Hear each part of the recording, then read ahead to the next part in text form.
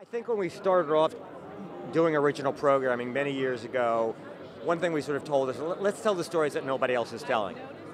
You know, that felt not only an opportunity, but an obligation. From early on, obviously, we were never ad supported. We didn't need to worry about what the advertiser was going to say. We've continued to have LGBT stories be as important to our programming mix as everyone else's story. And you know, it's a humbling moment to look back and go, we've amassed a trove of some really important, groundbreaking, moving, funny stories that happen to be about LGBT Americans.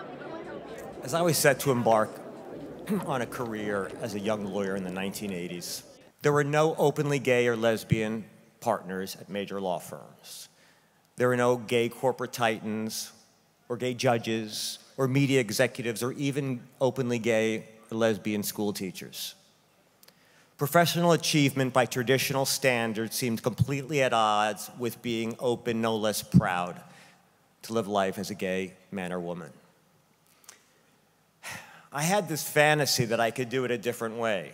I didn't know how and I didn't know when, but the thought of living two lives, a personal and a professional, just felt like a death sentence to me. The blessings I have today in terms of self-acceptance and stepping out of the shadows are due in no small part to the hundreds of thousands of gay men who died during the first decade of the AIDS crisis, and to the many men and women I witnessed caring, loving, grieving, and fighting for them. The anger and fear and love and pride I felt during that period changed me.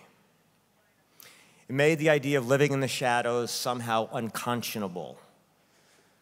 The idea of not standing up to confront bigotry and hatred and social injustice just felt like it would dishonor everything I had witnessed. So to the men and women who we buried and the men and women who stood up during that time, I thank you. I was also blessed to have made a seemingly rash and yet defining career move in the 80s. I was so desperate to leave the practice of law at a large corporate law firm that I accepted a job at this very odd company with an odd name called Home Box Office. You know, what I found there was a group of people just like me, refugees of old boy corporate cultures. It was a company, even in the 80s, with female senior executives, and dare I say it, a couple of openly gay professionals. I found a home where I could breathe. I found colleagues who not only accepted me for who I was, but embraced me.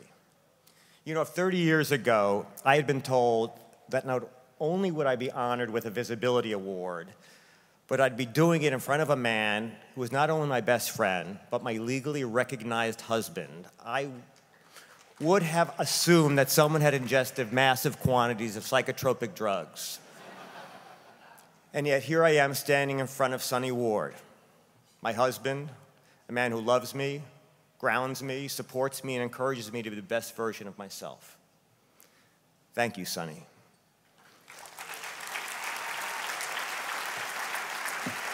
Together with our children, Josie and Johnny, who are here tonight, we have created a family and a home that is really my truest blessing.